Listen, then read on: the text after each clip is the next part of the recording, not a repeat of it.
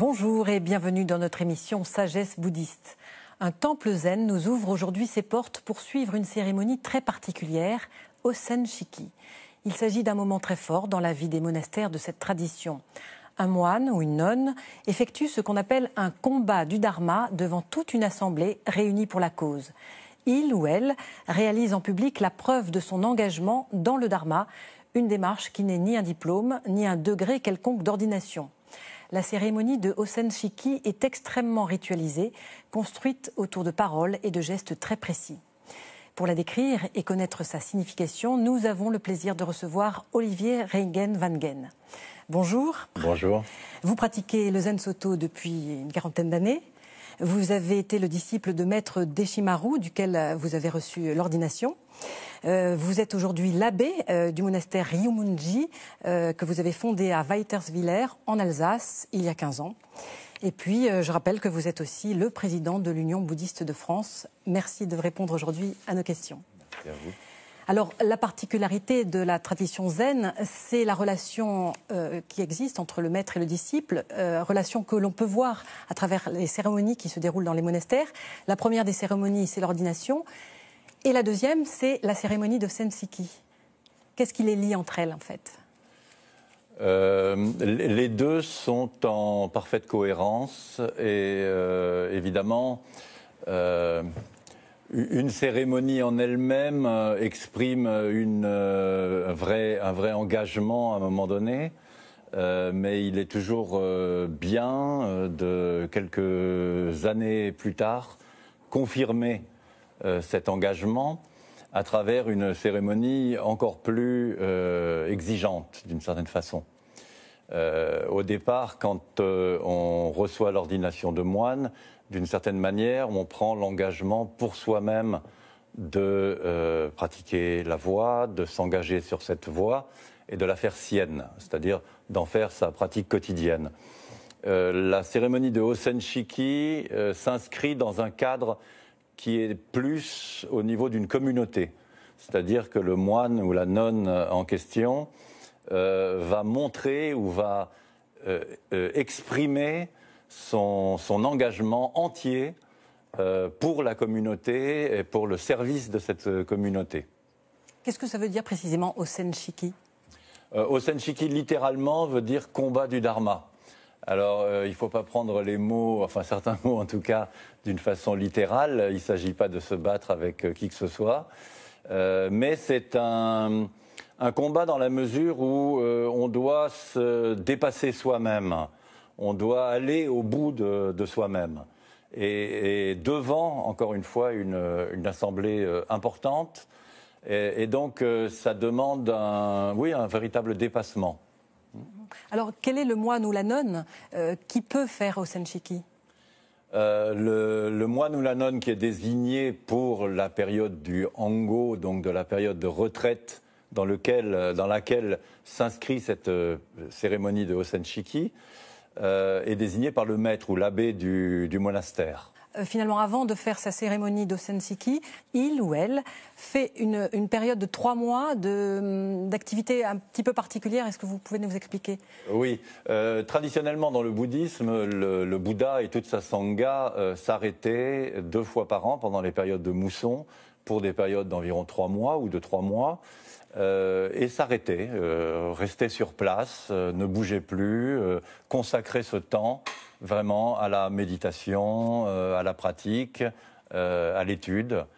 Voilà. Et cette tradition s'est perpétuée dans pratiquement toutes les écoles bouddhistes, et notamment dans le bouddhisme zen, où 2 fois par an, une période de 3 mois de pratique, où le monastère est quasiment fermé, et où la communauté des moines et des nonnes pratique du matin très tôt jusqu'au soir tard. Et c'est à l'issue de cette période que peut avoir lieu ? C'est à l'issue ou pendant la période, mais le shuso va être présent évidemment du premier jour, même un petit peu avant, jusqu'à la fin du Hango. Et il rend service à tout le monde, hein, c'est ça. Alors sa pratique va être très très exigeante puisque il est censé montrer l'exemple pour toute la communauté, pendant cette période de pratique déjà très exigeante. Alors, pour donner à voir à quoi ressemble la cérémonie d'Osen Shiki, je vous propose de regarder un petit reportage qui a été fait au monastère de Ryumonji. C'était à l'été 2015, et cette cérémonie concernait une nonne.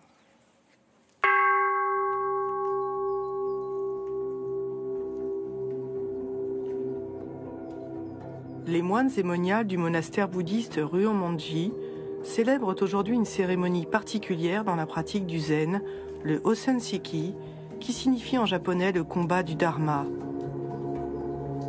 La cérémonie consacre un moine ou une nonne comme premier disciple ou susho au terme d'une période de méditation intense de 3 mois.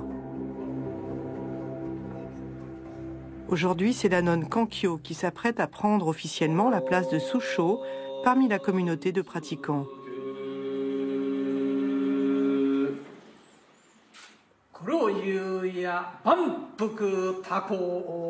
Le maître zen japonais Sekiguchi Roshi, responsable européen de l'école Zen Soto, est présent pour attester de l'authenticité de la cérémonie, dirigée par l'abbé du monastère, maître Olivier Regen Wangen.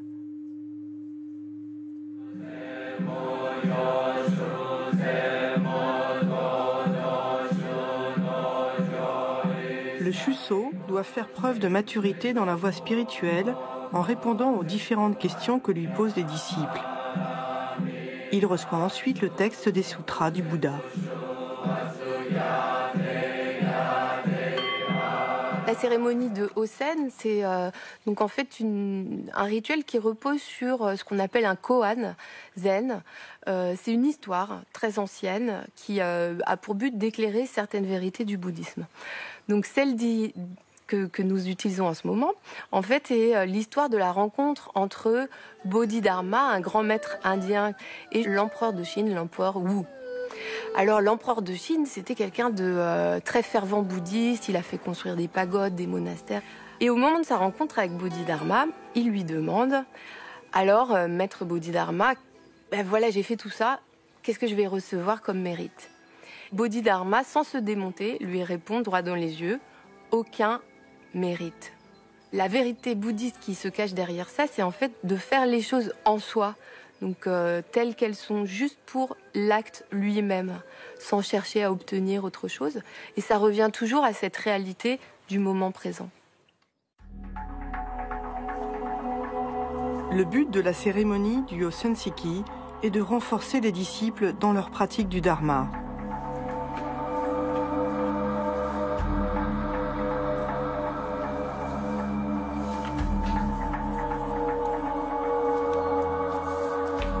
Après s'être prosternée, la nonne Kankyo reçoit le sabre en bambou, symbole du début du combat du dharma. S'ensuit une joute verbale où le susho doit montrer sa détermination. Je me sens comme un moustique qui tente de piquer un taureau en acier. Cependant, en tant que nonne principale, je me dois d'accomplir mon devoir.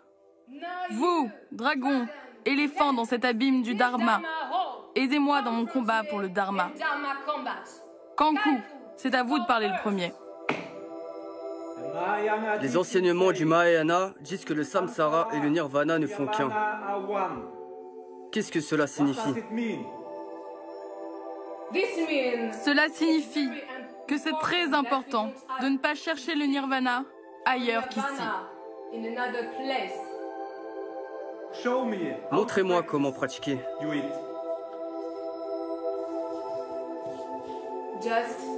Écoutez, simplement. La réponse souffle dans le vent. Merci. Prenez soin de vous. Le fait d'avoir fait la cérémonie de Osen Shiki, en fait, c'est pas une ordination supplémentaire ou un grade supplémentaire.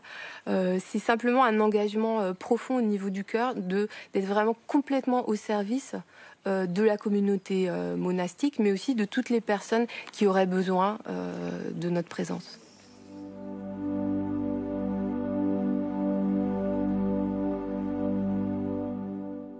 Ce qui est beaucoup plus présent dans cette cérémonie du Hosen Shiki, c'est la façon dont le Shuso va exprimer avec son corps sa propre intégration, sa compréhension du Dharma. Donc il ne s'agit pas là d'une espèce de compréhension intellectuelle ou savante des principes du Dharma, mais ça va être comment est-ce que nous nous comportons, comment est-ce que je me tiens dans la vie, à travers, bien sûr, mes paroles, mais au-delà de ça, à travers mon corps, à travers les expressions de mon corps, mes gestes, la façon de saluer quelqu'un. Est-ce que je le fais juste mentalement, émotionnellement, sans y penser, en pensant à autre chose, plus exactement, ou est-ce que je le fais vraiment en présence, c'est-à-dire en étant complètement un, corps-esprit, avec la personne que je salue. C'est ce genre d'expression non verbale qui est en avant. Donc effectivement, la cérémonie est très ritualisée et suit un ordre extrêmement précis de choses à faire et à bien faire. Le verbe est présent aussi, mais alors ce que vous disiez à l'instant, hein, c'est que c'est aussi dans l'expression, c'est le mot combat finalement du Dharma qui ressort, on l'a vu avec Kankyo. Là, on a montré une question qui était exprimée d'une façon un peu forte, ça peut être beaucoup plus tranquille aussi. Et la signification du koan que donc le Shuso doit donner, c'est lui-même qui la trouve en lui, j'imagine, et pourtant ça peut être un koan qu'on retrouve de cérémonie en cérémonie. Alors il y a deux façons de faire. C'est vrai qu'au Japon aujourd'hui, beaucoup de moines très jeunes font cette cérémonie, donc pas très expérimentés. Et donc on leur fait apprendre le mondo, la question-réponse, par cœur. Donc ce sont des réponses, mais encore une fois, ce n'est pas l'essentiel. Donc ce qui va être plus important, ça va être le son de leur voix, leur présence dans ce qu'ils disent, plus que le sens même des mots. Hein. Bien sûr, le sens est important, hein, on ne dit pas n'importe quoi, heureusement, mais ce n'est pas la chose la plus importante. Hein. Contrairement à ce qu'on rencontre la plupart du temps, où c'est le mot, ou la compréhension qu'on a du mot qui est essentielle. Là, il s'agit d'autre chose. Hein, on communique avec autre chose. Et pourquoi est-ce que c'est important que ce soit en public, justement, avec un maître très ancien qui assiste lui aussi, qui est témoin de cet engagement? Alors la cérémonie publique, elle est importante parce que c'est le moment où toute la communauté sait que cette personne a fait ce combat du Dharma. Dans le Zen, on alterne des cérémonies d'ordre privé, pas secrètes, hein, mais privées, comme par exemple l'ordination de moine ou nonne, est privée. C'est le maître et le disciple qui font cette cérémonie, assistés d'une ou deux personnes. Mais le Hosen Shiki est public parce que le Shuso se met au service de la communauté. Donc il va l'exprimer devant toute la communauté, et la communauté va savoir cette personne a fait le combat du Dharma et bien sûr l'a remporté. Merci beaucoup Olivier Reijgen-Van-Gen d'avoir répondu à nos questions. Merci à vous. Pour en savoir plus sur la tradition zen, voici à présent quelques indications de lecture. Tout d'abord, La pratique du zen de Taizen Deshimaru chez Robert Laffont. Regard sur le Dharma de Gérard Pilet, édition Kanjizai. Et puis enfin, Zen, un ouvrage collectif grand format paru chez Albin Michel. Voilà, notre émission touche à sa fin. Vous pouvez la revoir toute la semaine sur le site de France 2 en consultant lepleuz.fr. Merci de nous avoir suivis. Excellent dimanche et à la semaine prochaine pour une nouvelle émission.